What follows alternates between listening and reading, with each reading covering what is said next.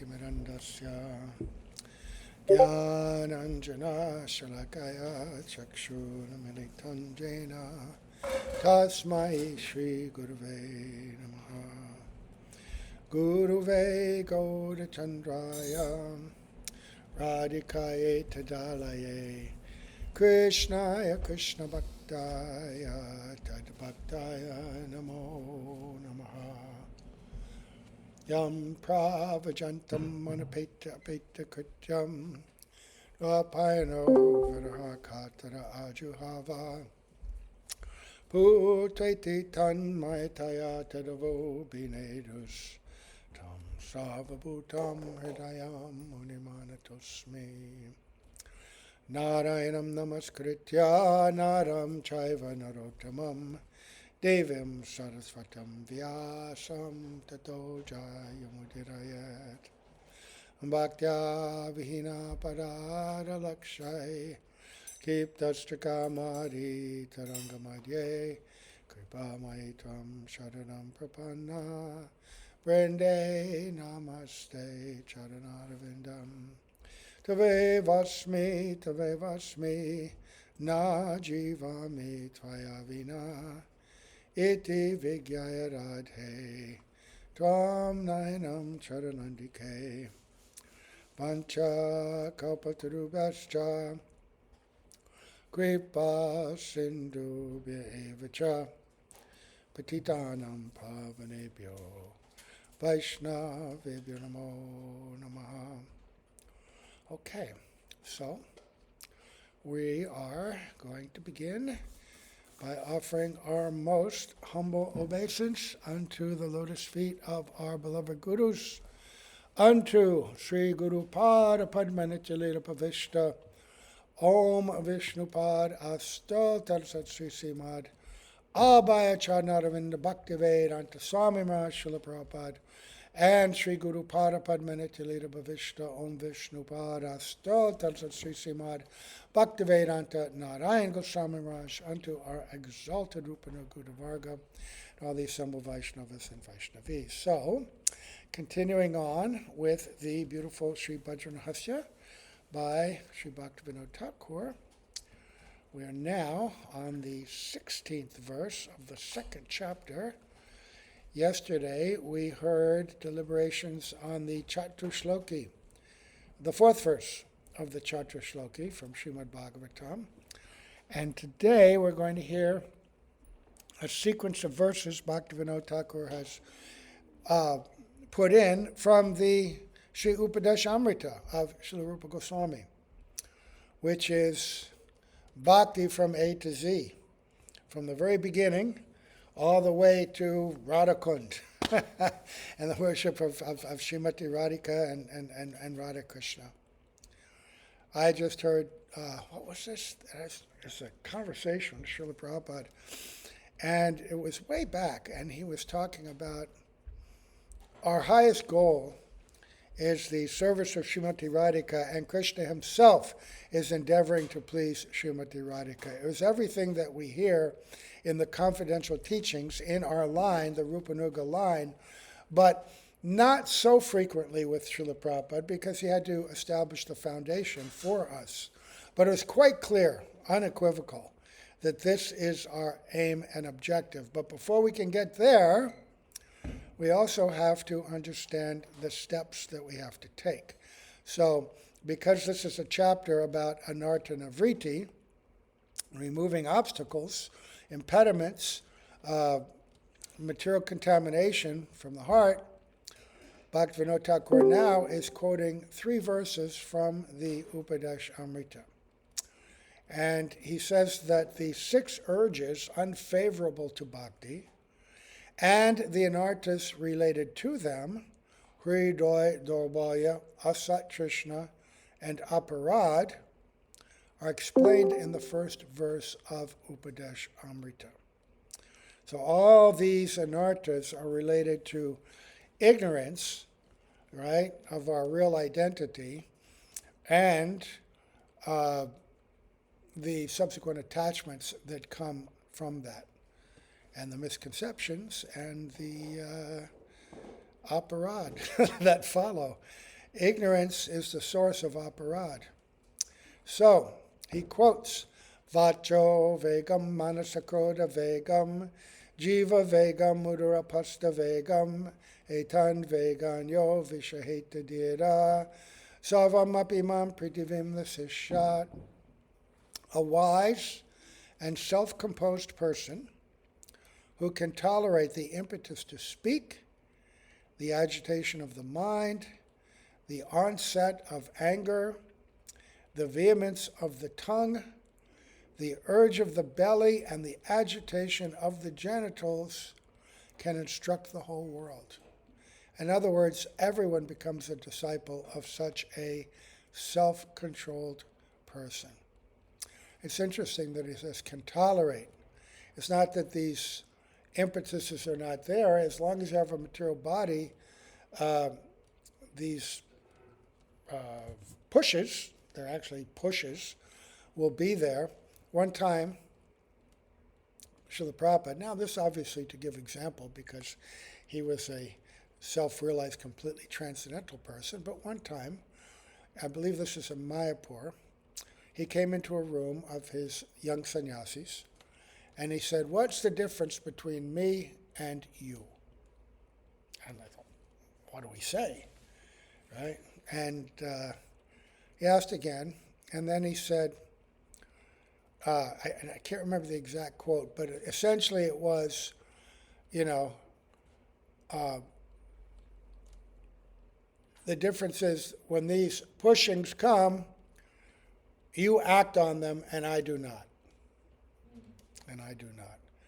Now, he didn't have any pushings because he's transcendental, but he's making the example, just like Mahaprabhu. He taught from the perspective of a sadhak, of a bhakta, and then as Mahaprabhu, but our acharyas, they go through stages, right? Sometimes to teach us. Srila Prabhupada, he lived the life of a householder to teach us the evolution, right? Bhaktivinoda Thakur, same thing. Right? So he said, I tolerate and I don't act on them, but you do. So, Srila Bhaktivinoda Narayan Maharaj explains in this text, Srila Rupa, and this is interesting because he published a book on the Upadesamrta with the commentaries of Sri Radharaman Goswami, Srila Bhaktivinoda Thakur, and Srila Bhaktisiddhanta Saraswati Prabhupada. But he himself did not comment on those verses, on the Upadesamrita. But here, he's commenting on this verse. Although he did comment on Srila Prabhupada's commentary on Upadesamrita, on the latter verses, and much of that is in a book called The Essence of All Advice. And I recommend it. It's just really marvelous. Reading Srila Prabhupada's translations, his purports, and then giving classes on those purports. So anyway, Srila Narayan Maharaj says about this vaco vegam text. In this text, Srila Rupa Goswami has given the instruction to reject that which is unfavorable to bhakti, the acceptance of that which is favorable, and rejection of that which is unfavorable are not direct limbs of pure bhakti. Rather, they are aspects of shraddha that are characterized by surrender, sharanagati, and that bestow the eligibility for bhakti. A person who is capable of tolerating the 6 urges mentioned in this verse can instruct the entire world.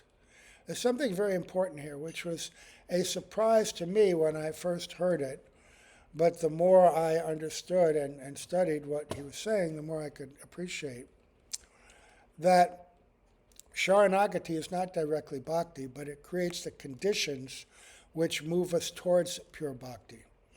And in that same vein, Jai Jai Shri Shri Radha Radha Manju Jai, Shri Mate Lalita, Shri Mate Vishaka, Shri Rupa Manjari, Shri Rati Manjari, Srila Prabhupada, Srila Gurudev Ki Jai, Jai Jai Jai. The famous verse in Bhagavad Gita, Sarva Dharmam Panichagya Mam Ekam Sharanam Vraja aham tvam sarva papebhyo mokshashami mashuchaha. Give up all forms of dharma, all the different limbs of varnashram dharma, all the rules and regulations, and simply surrender unto me. I'll protect you from all sinful activity, right? And Mahaprabhu rejected that as pure bhakti. And in his explanation, Srila Narayana Maharaj explains that this is actually the gateway to bhakti, giving up all the things that are not bhakti, surrendering to God, right? And that surrender, based on the pure faith, which had been instilled in Arjuna with all the instruction in Bhagavad Gita, bhakti begins. There are verses in Bhagavad Gita that describe pure bhakti, like man mana bhava mad bhakto, right? Madhyaji mam namaskuru. That's 4 stages of bhakti, but the highest, man mana, always think of me deeply within the heart with pure love. The highest understanding of that, of course, is the Braja Devis, the Vrajavadus, the Gopis of Vrindavan. But in sutra form, not really elaborated on. So this idea of accepting things favorable and rejecting things unfavorable, that's part of sadhana bhakti, right? Pravriti marg, nivriti marg. Don't do this, but do this. And it's based on faith, shraddha, because we don't have full taste, we don't have full realization, but we have some understanding from reading scripture, some example and inspiration by association with devotees, and so that's the beginning of faith. And that is what can compel us and strengthen us in following these initial instructions. So he says, Rupa Goswami has given the instruction to reject that which is unfavorable to bhakti. The acceptance of that which is unfavorable, the acceptance of that which is favorable, oh man, these eyes. The acceptance of favorable, either that or it's my impure heart. The acceptance of unfavorable, I said that, right? That's because my cheating mind, that's the way it wants to go. But the acceptance of that which is favorable and rejection of that which is unfavorable are not direct limbs of pure bhakti. Rather, they are aspects of shraddha, faith, that are characterized by surrender, sharanagati, and that bestow the eligibility for bhakti. We go through stages of karma mishra, jnana mishra, arop siddha, sangha siddha, all these mixed forms of bhakti, seeking shuddha bhakti, pure bhakti. So a person who is capable of tolerating the 6 urges mentioned in this verse can instruct the entire world. When you can tolerate and rise above them, then you become qualified to become guru. Right?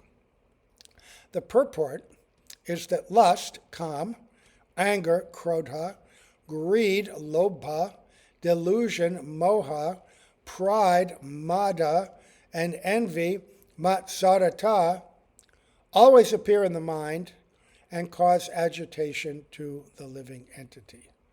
They're always in the mind. They live there, right? And so we're not supposed to feed them.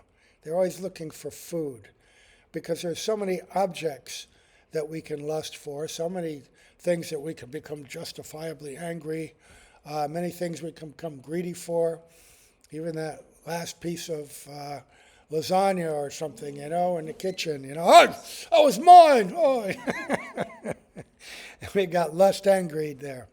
Delusion, so many things we're deluded about. Pride, do you know who I am? You know my position. Envy, look what they have. Why do I don't have it? They're getting so much respect. Why not me? Right? These are always there, looking for targets, looking for justification to be fed. Right? This devotee, they're such a nonsense. This situation. I don't like this. These 6 enemies appear in the mind of the living entity due to weakness of heart.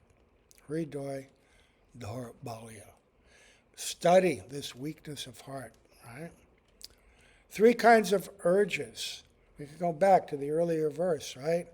Hridoy Daurbalya, all the reasons, weakness of heart. Three kinds of urges, vegas, are seen in the living entity attached to enjoyment of material objects in this worldly existence. The impetus to speak, agitation of the mind, and agitation of the body. Right? Speaking things unrelated to Krishna, criticizing, anger, words, right? Agitation of the mind, constant, we all know that. And agitation of the body. I need this, I need that, right? It is very difficult for a person who has fallen into the strong current of these three urges to be rescued. So if you're feeling that overwhelming sense of hopelessness sometimes, it's very difficult, very difficult. How do we do that? By our own endeavor alone? No. He goes on to explain, the impetus to speak, vaco vega, refers to talks that are unfavorable to bhakti and to the use of words that cause distress to others. Right. Don't create distress, even for ordinary jivas. The world today, because it's the age of Kali, quarrel. The words that sting and cause pain to others are everywhere. In fact, the demoniac rulers of the world, I won't say leaders, but rulers, control media in such a way to deliberately divide people. Because by dividing you can conquer, right? Divide and conquer. When you make people separate from each other, divide them up and make camps of friends and enemies, then they're all weak, they're all distracted, right? So, like, you look on Facebook and I can't help it, all these devotees are constantly criticizing, oh, this politician, that politician, now it's Trump, right? All this war, that, right? And they're completely absorbed in it. A few years before, a different group of devotees were criticizing Biden. They're doing the same things, right? Before that was Obama. Before that was Bush. All these guys are doing the same thing, right? Wars have been going on since the beginning of Kali Yuga. Since the beginning of the creation. First demon, Hiranyakashipu, what did he do? War against the demigods. It's constant war. Good versus evil, right? Wars are always going on. But you get caught up, oh, that guy's my enemy, and you forget about all the traits of the other person, right? They're all our enemy. Srila Prabhupada gave a beautiful lecture. The real peace formula is to rise above all that and understand that the only way to peace is transcendental vision, transcendental love, transcendental harmony. It's only when you rise above ignorance that you can see the unity, the uniformity of all living beings. Sometimes, like these astronauts, they go into space, right? And a lot of them have this same kind of epiphany. When they go up and then they see the Earth from up there as this tiny little globe, they see it, and all of a sudden they get overwhelmed with this idea, oh, there's no borders. I don't see this country, that country. It's all one people, one planet. We should think like that. Well, that's the beginning, right? But if you have a higher vision, you understand that there's one God, and we're all servants of that same God. Even in Kali Yuga, different religions fight over what's supreme. Like you go to India and it's still very strong.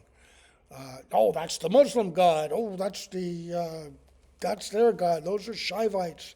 They don't worship our God. God is one. It's like the sun. The sun shines on everybody, right? It's not a sun just for the English or the Indians or the Chinese. It's shining over them at one time. It's shining over everybody else at another time. Same sun. And God is the same God for everyone. But, Kali Yuga really exacerbates this sense of friends and enemies, right?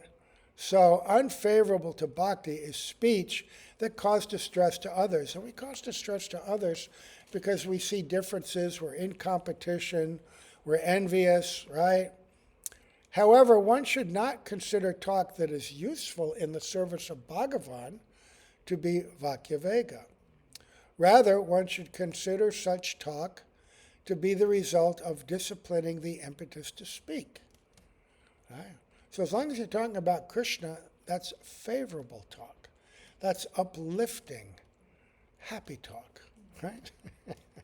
Happy, happy, happy, happy talk, right? Talk about things you like to do, like seva, right? Right? So, that's dovetailing, an old song from an old musical. Which one was it? Was it The King and I? Was it? Yeah, I think it was The King and I, Maybe it's South Pacific, I don't know. Anyway, one of those old musicals, they stick in my head. But even those can be applied, right? And it says, you've got to have a dream, because if you don't have a dream, how you gonna make a dream come true? So we also have to have a dream and use our talk in fulfillment in pursuit of that dream, right? That's real happy talk, right? Rather, one should consider such talk to be the result of disciplining the impetus to speak. So no matter how you were brought up, no matter what you were raised, you can ultimately dovetail and put everything in the service of the Lord. Agitation of the mind is born from the various desires of the heart. Right. If these desires are not fulfilled, anger arises. This is Bhagavad Gita, right? Krishna's instruction. The three mental urges of speech, the mind, and anger will be pacified by remembering Krishna's pastimes. As Krishna's pastimes automatically give happiness to the heart. The soul is enlivened, awakened, inspired, made joyful by hearing Krishna's pastimes. And all these minor, insignificant desires and needs, etc., they just fall by the wayside. They no longer become controlling.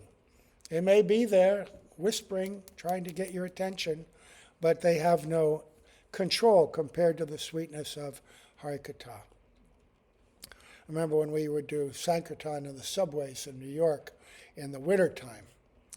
And sometimes we'd come back together and, there'd be a bunch of us and someone would pull out a Krishna book. And we start reading loudly in the car, right? So that everybody has to hear it. And we're, joyful. We're in this packed like sardines in this car, with all these sweaty, tired people, angry New Yorkers, right? But we're just floating, hearing Krishna book. And once in a while, someone would say, "Hey, stop that! Be quiet! We don't want to hear that!" And we just read louder, and be very happy, not affected at all by their unfortunate anger, knowing that despite their objection, they're going to get benefit and purified by that experience. So speech and mind. The bodily urges are also of three types: the vehemence of the tongue, the urge of the belly, and the agitation of the genitals. Vehemence of the tongue appears when the desire to enjoy any of the 6 distinct tastes impels one to eat prohibited foods and to take intoxicants. That's why it's difficult for people sometimes to give up meat, gross things like garlic and onion, which are so strong and are really not good for you. They may have some medicinal use time to time, but in terms of everyday, not good at all. Because their tongue is conditioned to these things. And, when we would do Sankirtan in those early days, when hardly anybody even had heard the word vegetarian, it would be different places, but I remember specifically in the deep south and southwest, Texas, and we tell them, yeah, we don't eat meat. And they'd say, you don't eat meat? What do you eat? What do you eat? If you don't eat meat, what do you eat? What is there to eat? They don't know any, like, Rabbit food. oh, yeah, rabbit food, lettuce, things like that. Everything else is just like a side dish. A little bit of this, a little bit of that, but you got to have meat 3 times a day. And intoxicants and weird, gross sauces to put on top of things, spicy, hot. You can read in Bhagavad Gita the distinction, the foods in the mode of goodness, mode of ignorance, and mode of passion. So tastes, right? And intoxicants. A bhakti sadhak must never indulge in such things. One should carefully keep the urge of the tongue at bay by taking the remnants of Bhagavan and the devotees. Yeah, because these foods, very high quality. And Srila Prabhupada used to say that if you want to convert the meat eaters, then you give them food cooked in ghee, right? Now, sometimes in temples now, especially in India, they don't always have the money, and they cook things in seed oils, really bad quality seed oils. In India, people are more inclined or willing to at least, take vegetarian food because, that was the culture. But in America, if you really want to change meat eaters, you give them food cooked in ghee. Why? Because what is the taste in meat? The meat itself, the tissue, has no taste. If you ever, know, they just chew and chew, and it's just this rubbery, fibrous muscle tissue. The taste comes from the fat in the tissue, right? The juice, right? But the essence of the juice, the purest fat, the highest taste is in ghee. Where the cow is given milk, the most nutritive part, and then in that milk is ghee. And that taste, if you give them nice pakoras or cooked food, who was it? There's a story of, one of the disciples of Saraswati Prabhupada. I can't remember which one. Might have been Bhakti, Swarup Siddhanti, might have been Bharti, Bhakti Vivek Bharti. Anyway, because I think it was in Puri. And there was some big minister that was coming and to the mat for a meal, and he always ate meat. And he couldn't eat a meal unless he had meat of some kind. Not beef, because India back then. So the acharya, this devotee, had instructed the cooks in a special way. And they cooked all these meals, but with ghee. And it looked like meat. The way they prepared it looked like meat, but it wasn't, because it was cooked in ghee. And this man ate it, and he was so happy. It was the best meal he ever had. He didn't know he wasn't eating meat. He just knew that it tasted so good, so satisfying. So if you want to help people overcome, you can do that. Like nowadays, people that are vegan or vegetarian, they're trying to find meat alternatives. But they'll never be completely satisfied when their senses are still, halfway here, halfway there. But if you cook in ghee, like I was visiting my sister and her family, and meat eaters, so I bought them these Impossible or Beyond Burger things, but I deep fried them in ghee. And they were overwhelmed. It was the best burger they ever had because the consistency was there, but the taste, the ghee, right? Krishna has provided, he's provided that arrangement. The highest, the most wonderful taste is Krishna Prasadam, right? And people that eat that, it will change their lives. It'll uplift them in so many ways. When we were in St. Louis, we had a little temple there, and every morning, we had about 25 guys, all brahmacharis, and there was this poor old man, bum, little guy. He had nothing going, and every morning he'd come to the door, and we'd give him this giant plate of rice, dal, khichdi, veggies, whatever it was, that we had. And that kept him alive. Every day he would eat that. Every day he came, and then this went on for, months. And then one day we didn't see him anymore. I wondered what happened to him, maybe he died, who knows. Anyway, about another few months later, knock on the door in the morning, and this guy came to the door. He's in a suit, all shaved up, short hair, same guy. And he said, "Oh, I wanted to thank you, I was living in such a distressed condition, all separated from my family. I was living on the streets, and you kept me alive with your sacred food. And I had a change in me gradually, I regained my strength and sense of self-worth and my determination. And I went back, and now, I've reunited. Now I have work again, and da-da-da-da-da, So even on the ordinary level, Krishna Prasad will uplift, purify the heart, remove the influence of the modes of ignorance and passion, and even purify bad karma that forces you to be in a degraded condition. Krishna Prasad will pull you out. Srila Prabhupada, we were like a kitchen religion. He believed very strongly in distribution of prasad to the people in general as a very uplifting activity. He said that just by taking that, at least they will get a human birth in the next life. And it will give them the seed of bhakti. Step by step, we know it takes place. Got a lot of prasadam stories, but we want to read this here. Got some really good ones. So, the urge of the belly will also be pacified by taking Bhagavad Prasad as needed, by regularly observing Ekadashi and by serving Krishna. Right, Ekadashi is important, and serving Krishna.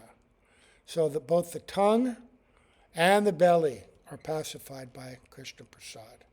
And Srila Prabhupada, just for all neophytes who are a little worried, I should control my tongue, he would always encourage his new devotees to eat as much as they could, up to the neck, especially in the beginning, because they'd given up everything. They'd come off the streets and they'd given up their life of intoxication, unrestricted sex life, drugs, everything that lifestyle was about, that people, encourage and glorify, and there's no other outlet for the senses. And so he would encourage prasad, and that would satisfy you, right?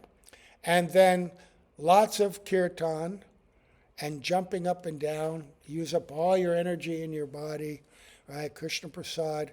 Work hard for Krishna till you're so tired at night you just fall asleep.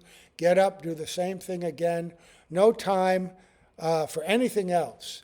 But all those activities would free you from the other urges, keep you so engaged. That's why it's important. Don't be lazy, right? Don't be lazy. And whenever anybody would come to Srila Prabhupada's room in those early days, he always kept a big jar of sweets, often gulab jamuns, and he'd make them eat some, right? Make them eat gulab jamuns. Premananda Prabhu, that's one of his things. He always likes to give people lots of prasad, right? Mm-hmm. After they've worked in the morning in the kitchen all morning long, they come for their lunch and they bring their little plate and he just fills it up. And he'll put sweets and all kinds of things on it. That's our weapon. It's our weapon. So, it is possible to fall into varieties of bad behavior and bad association just to satisfy the desires of the tongue. Sri Chaitanya Charitamrita Anjalila states, Jivara lalaseye iti utidhaya shishno dara parayana krishna nahi paya. One who runs here and there trying to satisfy his tongue and who is always devoted to the desires of the genitals and belly cannot attain Krishna. That's from the 6th chapter of Anjalila. And then another verse from that same part, Balana koibe ara balana paribe. Do not eat delicious food and do not dress opulently. I believe this is his instructions to Raghunath Das. Many troubles come from overeating. A person who eats too much becomes a servant of his agitated genitals. In other words, he becomes devoid of character. The agitation of the genitals or the desire to meet with the opposite sex drags the mind towards material sense objects, and therefore renders one incapable of cultivating pure bhakti. That seems contradictory, eating too much. There are stages. When you're young, Srila Prabhupada said, a young man cannot eat too much, and an old man cannot eat too little. When you're young, you've got this great fire of digestion, and you need the energy to work hard, right? But as you grow older, you learn to take shelter of regulation and control more, right? Because that makes you feel better and makes you more efficient in your seva. So, the agitation of the genitals or the desire to meet with the opposite sex drags the mind towards material sense objects and therefore renders one incapable of cultivating pure bhakti.